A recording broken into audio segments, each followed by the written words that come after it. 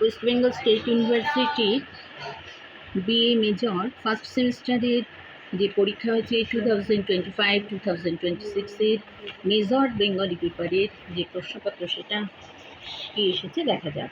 আচ্ছা, এর time allocate ছিল 2 আওয়ার্স আর ফুল মার্কস ছিল 50।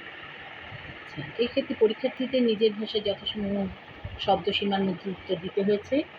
আচ্ছা, তো প্রথম এসেছে প্রতিটি একক থেকে একটি করে প্রশ্ন নিয়ে মোট 4টে প্রশ্নের উত্তর তোমাদের দিতে হয়েছে।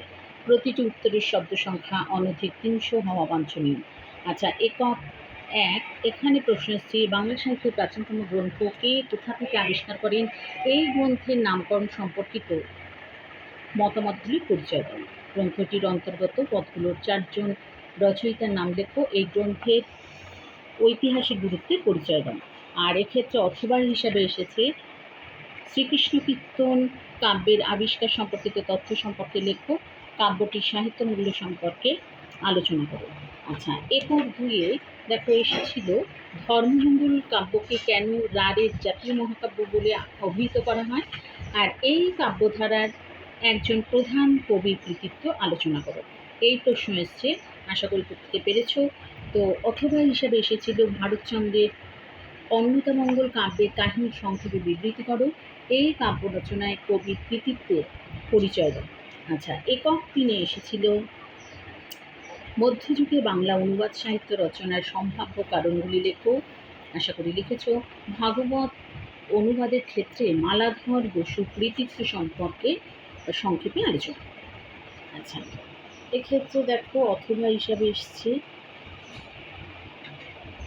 রোসাঙ্গা আরাকান রাজসভার 2 জন কবির নাম লেখো। এই রাজসভার যে কোনো একজন কবির কৃতিত্ব সংক্ষেপে আলোচনা করো।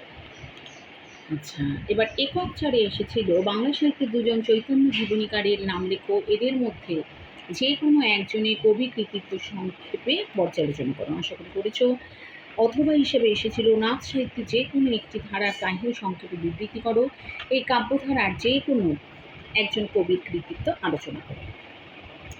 আর 2 নম্বরে এসেছিল নিম্নলিখিত যে কোনো 2টো প্রশ্নের উত্তর দাও।